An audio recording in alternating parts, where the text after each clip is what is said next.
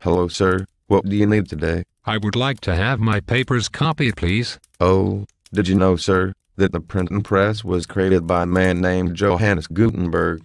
Excuse me, I don't need a history lesson. Now hurry up and copy my papers. Sir, you have to know that all the papers and books we have today are all a result of Gutenberg's work. So?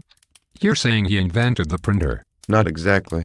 Johannes Gutenberg was born in 1398 in Mainz, Germany. He was born into one of the patrician families of the town. What does that mean? That means he was born into a rich family. After living for a while, Gutenberg's family had to flee because merchants and guilds overran the town.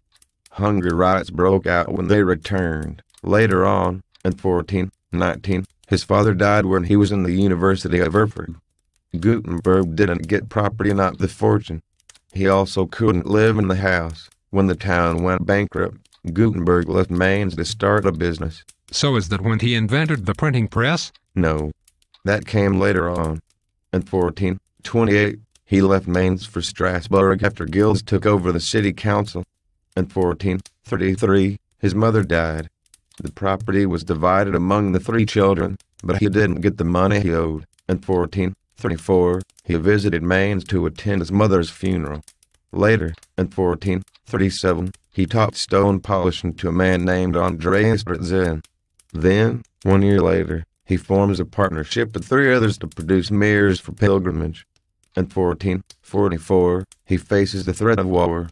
It was becoming more and more dangerous to live in the city. So when did he invent the printing press? 4 years after the threat of war was when he invented it. In 1448, he establishes a printing shop in Mainz. That was one of his biggest inventions ever made. So now he started making the presses. Still wrong. He had to make money for opening the shop. So he had to borrow from one of his partners again. Not exactly. One of the people on the city council in Mainz that took his money came to Strasbourg, and with the help of his friends in Strasbourg, he was able to get back the money he owed. So? Now he started making the presses. Correct. But it was hard work. He had to make all sorts of things to create the printing press. So what happened after he made the press? He made the donatus and also borrows money from Johannes. I was right about the fact that he did borrow money from someone. But what is the donatus? It's actually a school grammar book. So what did he do after he made the donatus? He formed a partnership with Johannes. So after? He made the 32-line Bible in 2 volumes. But soon after, he loses the case and gives his equipment and all his work to Johannes. That's terrible. So? What happened next? He prints the 32-line Bible. Wait. I thought you said he gave his work and equipment to Fust. He did, but he was able to make another one. Then, 2 years later, the flees Eltville. Why? I don't know. Well, that sucks. So what next? 3 years later, he goes back to Mainz and lives on a pension. Anything else? Fust died from the plague in 1466 and Gutenberg died in 1468.